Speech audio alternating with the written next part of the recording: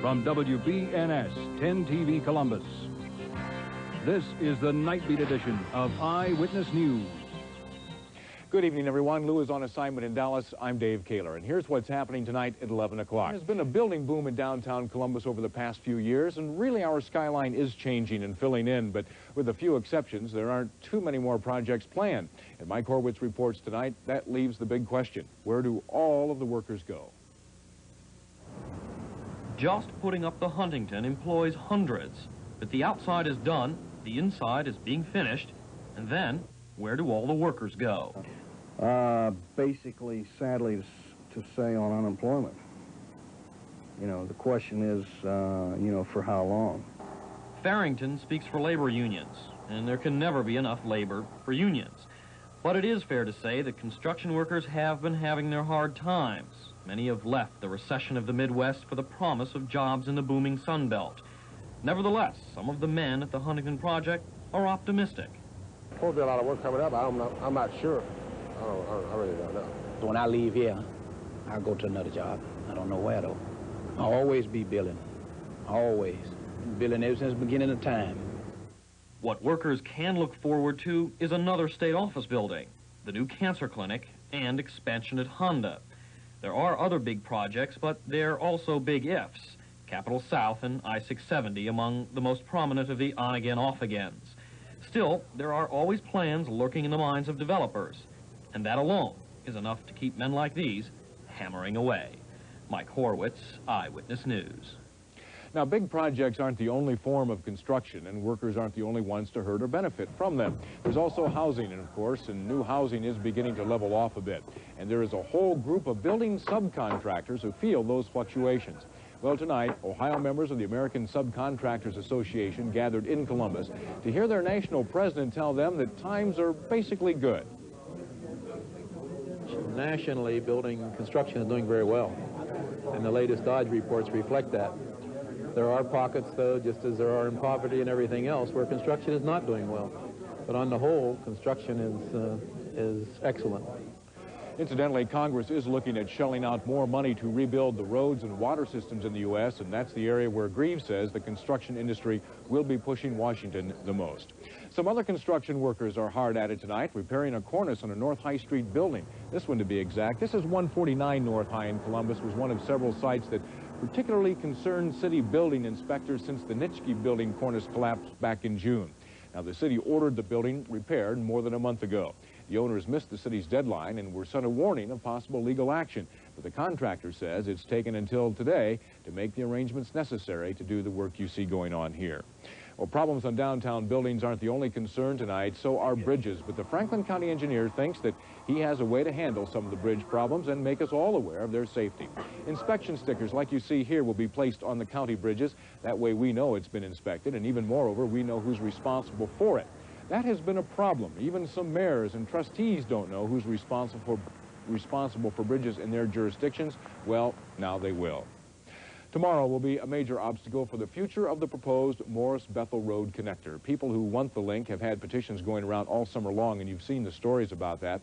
But another group who says people weren't signing what they think they were are using a big advertising campaign to try to get people to take their names off the petitions. Well, the city attorney is expected to say tomorrow if that's possible. Meanwhile, the city clerk says the form in the newspaper ad won't do any good anyway unless people sign it as they did on the petitions. The Board of Election matches the signature on that card or on that petition with the signature that is on file with the Board of Elections, and that will make the determination as to whether it's valid or not. Combone told Tom Berman his office did get about a dozen calls about taking their names off that petition today, but none said if they called because of that newspaper ad. The term blackmail, that's what a group here in Ohio is calling the federal government's new law setting the national drinking age at 21. The group is the one that hands out permits to bar owners, and they have filed suit in federal court. In fact, they claim it's blackmail to withhold federal highway tax dollars if states don't pass laws passing, or raising, I should say, the state's drinking age to 21. Well, in just a moment, not everyone at the Republican convention is there for kicks. Some are going to school, and Lou Forrest will explain this one. And also from Dallas, this burning building brings back a page of history that both the city and the nation would like to forget. Stay with us.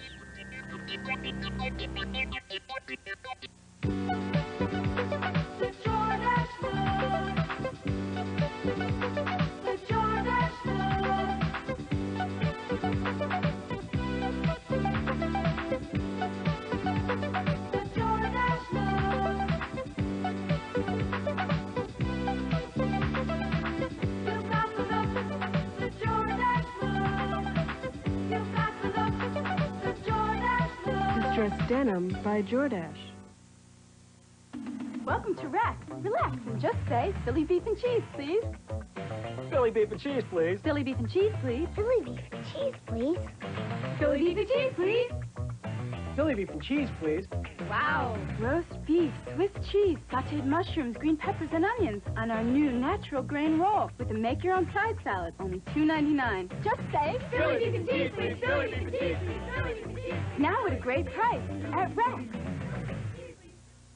Let's taste. Thousands told us they wanted a diet soft drink that's refreshing but not too sweet. Here's new Tab. Let's taste. We're putting diet soft drinks to the test. Why take the same as all the rest? Now here's your invitation to try a crisp, refreshing new Tab. Let's taste. New Tab. New taste. New Tab. It's crisp. New Tab. Let's taste. The Republican convention was sort of a combination love-in and pep rally. What it lacked in suspense and drama, it made up in giving the delegates what they came to hear. And the message of the American people got from San Francisco was, we'll raise your taxes. But our message from Dallas is, the American people want less spending, less regulation, and not more taxes. And after George Bush warmed up the crowd, it was time for the star attraction. Will Rogers once said he never met a man he didn't like. Well, if I could paraphrase Will, our friends in the other party have never met a tax they didn't like. President Reagan told the audience they are 75 days away from an election victory the size of the heart of Texas. Now, one of the things that you did not see on the convention coverage on CBS tonight was a film made by and for the Reagan-Bush campaign. Now, the 18-minute film opened with a computer animation that you're looking at right now, and it was produced by a local firm, Cranston in Surrey.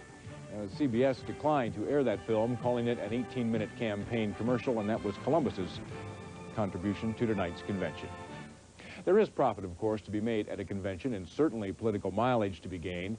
But college credit? Well, Lou Forrest found some Ohioans who are having an educational experience in every sense of the word. You know, at colleges these days, you can get credit for just about anything, including college credit for working at a political convention. And it's Ohio's Bowling Green State University that's got 40 students here in Dallas earning a journalistic paycheck, 3 college credits, and a lot of practical experience. It's providing with a lot of first-hand experience at just learning what happens, especially in an operation like this.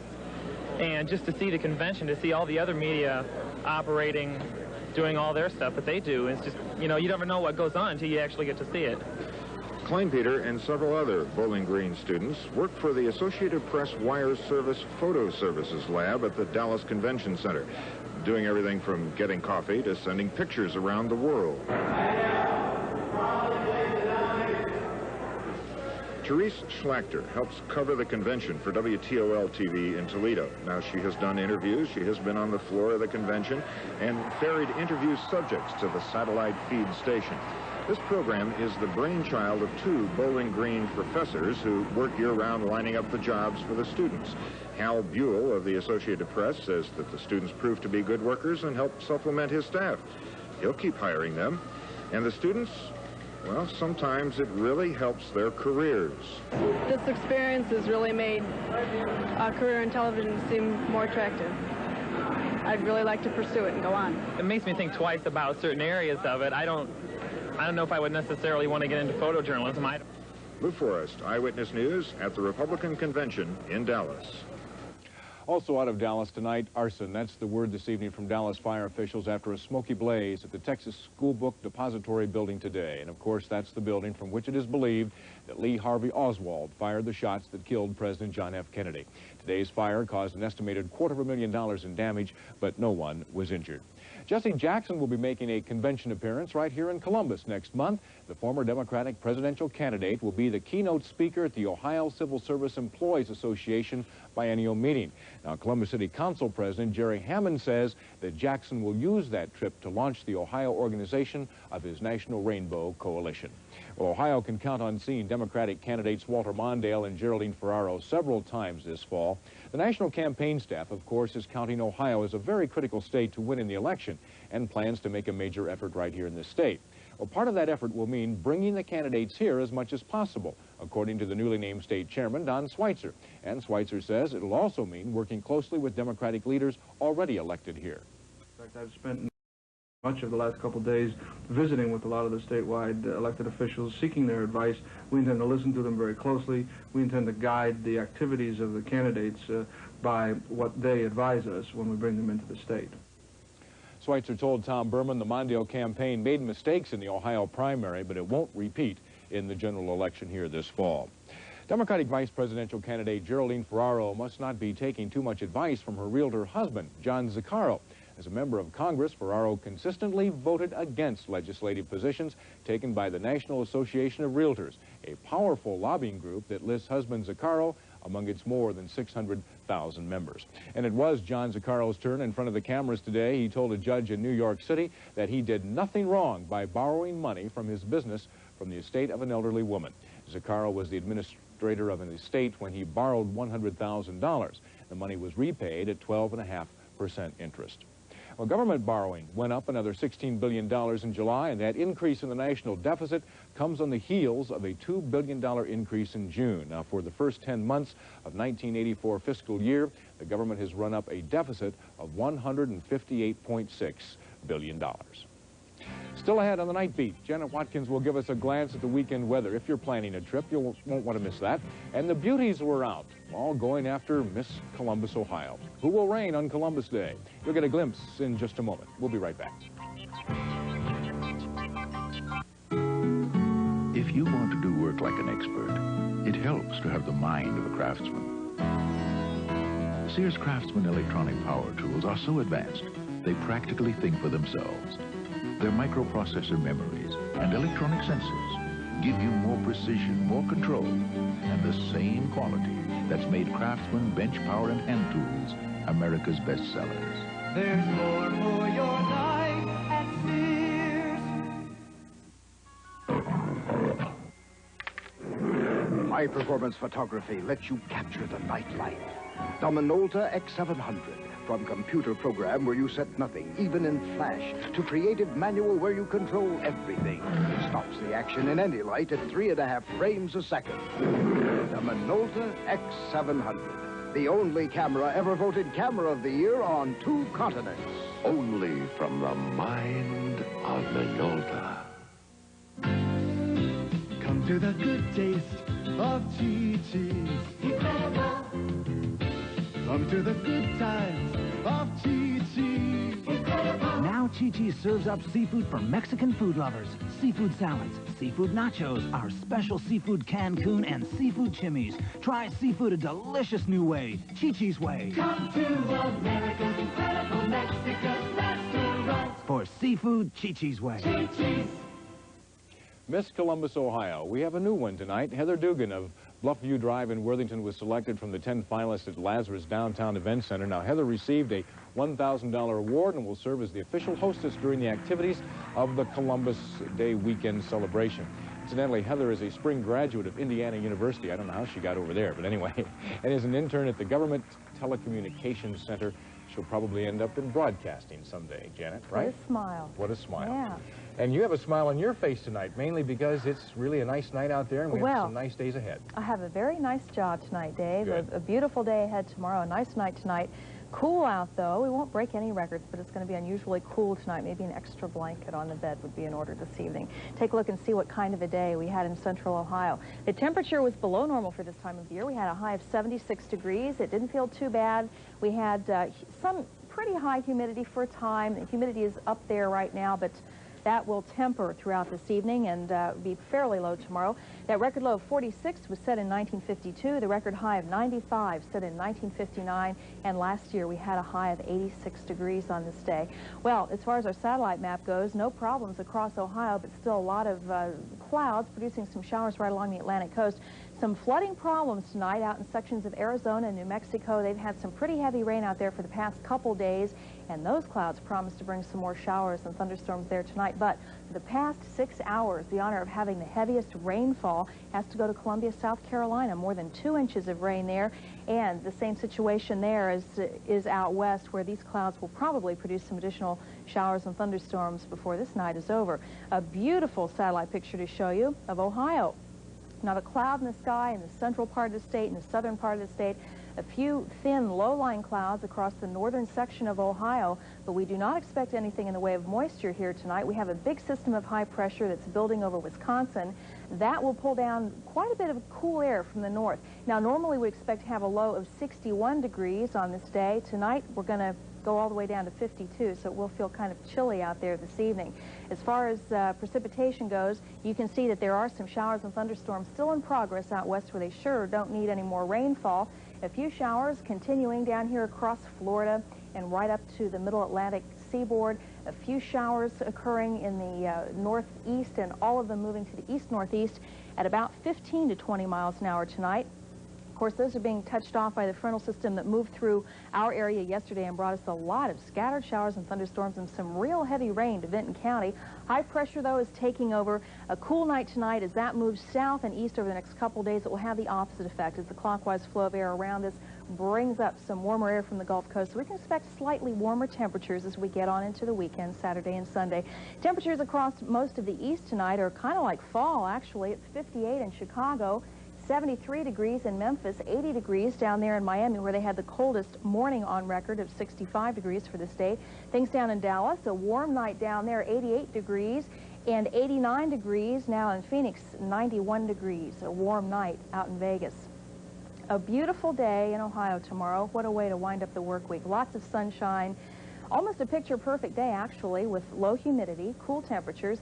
Again, a real bright, sunshiny day in all directions and all across Ohio as well. If you have a chance, please get out and enjoy it. Temperatures around Ohio beginning to fall now. It is 56 in Toledo, 62 in Findlay, 65 in Cincinnati, 70 degrees. The warm spot right now down in Portsmouth, it is 59 degrees in Youngstown, and out at Port Columbus, it is currently 61 degrees. Outside 10 TV on the near west side of town, our temperature is 70 degrees, and the barometer is 30.10 inches. The winds are from the north, and will cool things off tonight fairly nicely to about 52 or so. The forecast for tonight will be, well, clear and cool. So be prepared for some unusually chilly temperatures this evening. Then tomorrow, lots of sunshine. It will be mild. We'll have a high of 75, and then another chilly night tomorrow night with a low of 50. Saturday, sunny, just a little bit warmer, a high of 77 degrees, and things will get progressively warmer as we look ahead into the first part of next week. And we'll be real close to probably 90 degrees by Tuesday. Summer winding down. Officially ends September 22nd, so enjoy it while you can. I liked your little fellow on the map. You said mostly sunny, and if you can get out and enjoy it. Well, if there's nobody here tomorrow night, you'll know that we took your advice. Everybody left and enjoyed the nice weather. Thanks a lot, Janet. Okay. Up next, not exactly slaughter on 10th Avenue, but when the going gets tough, the tough get going. And Mike Gaines explains when sports is up in just a moment. We'll be right back. Sure, I stole a deal on a truck. Me too. And while you're here, they're stealing deals there. Wherever you see this sign, you'll find Toyota dealers talking real deals. With over 28,000 trucks they've got to sell, you can steal them blind. Special incentives from Toyota 2 dealers on a great selection of trucks can save you big bucks. 1984 trucks at 1982 prices. Toyota's Big Steal a Deal Day. Chase one down today. Household Finance is backing Harlow Puce.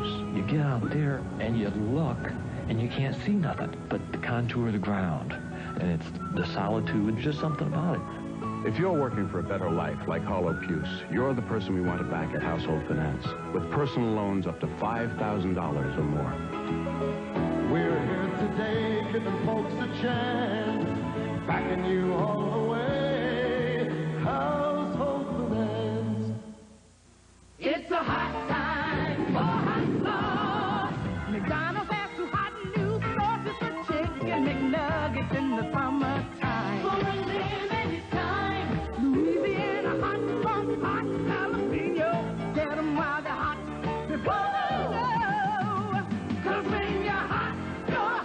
after September 9th, you're not. It's a good time. For the great take something now.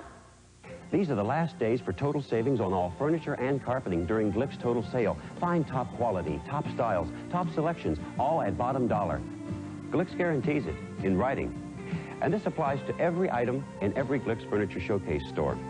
Glick's total sale, going on right now. But hurry, savings of 15 to 62%.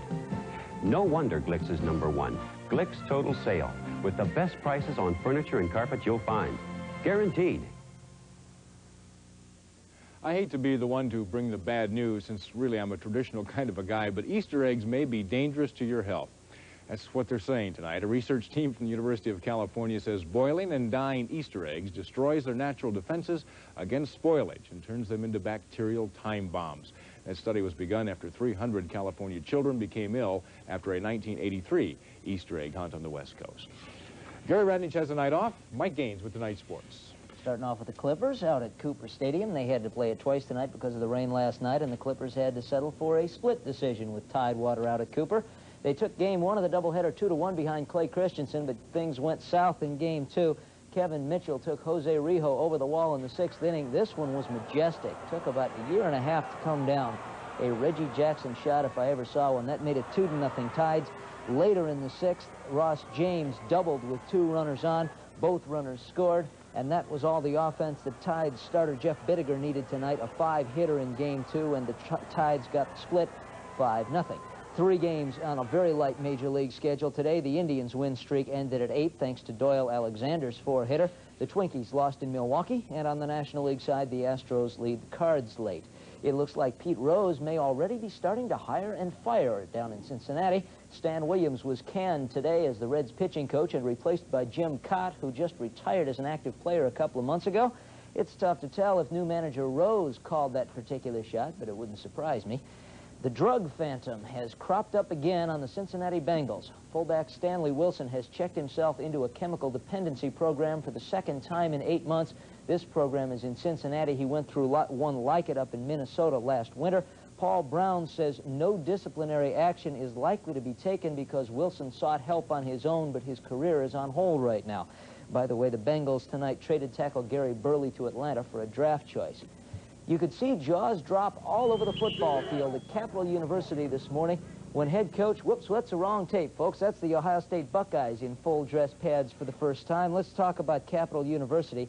Head coach Gene Slaughter showed up for practice this morning in full battle regalia, wearing the same number 34 he wore when he took up football back in 1936. At age 58, Slaughter had decided that the best way to inspire his troops was to suit up and knock some heads with him. And he started out by informing them that, contrary to appearances, he was not clowning around.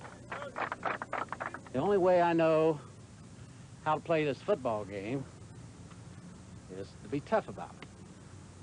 Okay, I'm not talking about being dirty. Okay? You know, I'm not talking about that. See? And I'm not talking about that. I'm talking about find the biggest guy you can find. Okay? Find the biggest guy you can find. I think you got to hit somebody. I'm not afraid to hit him. He's nothing to me. And that's what I expect to happen on this football team. And I'm trying to make a point. And he does have a way of making his points. Slaughter says he was just trying to motivate his guys. He also admitted to a sore back that prevented any large-scale body contact, but the spirit was definitely willing. There is absolutely no truth to the rumor that Earl Bruce worked out at left tackle for the Buckeyes this afternoon, but they did go through a workout in full dress pads for the first time this year. Nothing like raising a few welts on each other to get into the mood for the Oregon State game. Finally, some championship caliber softball tonight out at Rhodes Park. Snuffies versus J&S for all the marbles in the Thursday night Co-Rec League. And the reason we're showing you the highlights has absolutely nothing to do with the number of 10 TV staffers decorating the Snuffies roster. But in the interest of journalistic responsibility, we will tell you that Snuffies won the title 14-13. Wish some of those folks had turned out for the media championship game in which we lost. Also tonight, World Series of Golf in Akron, first round. Bruce Litsky, the leader, shot a 66. Jack Nicklaus is 6 shots back at 2 over par. And it goes all the way through Sunday up in It goes through Sunday, and we will have the highlights on the weekend. Okay, thanks, Mike. When we come back, he really didn't have magnetic shoes or special grips. He just likes to play Spider-Man, and he performed his act in Columbus today. But tonight there are those who are worried that other Climber Dans will follow, and we'll explain this one right after this. 14 WBNS Radio gets you on your feet in the morning with up-to-the-minute news. At City Council last night, a resolution... Exclusive radar AccuWeather. Showers will continue throughout tomorrow. 14 WBNS traffic reports. There's a stalled car in the left lane for folks abroad. All the latest scores. It took the Clippers 14 innings before... And of course, the music you want. Hi, I'm Steve Brody. Start your day on the right foot. Listen to all of us on 14 WBNS Radio.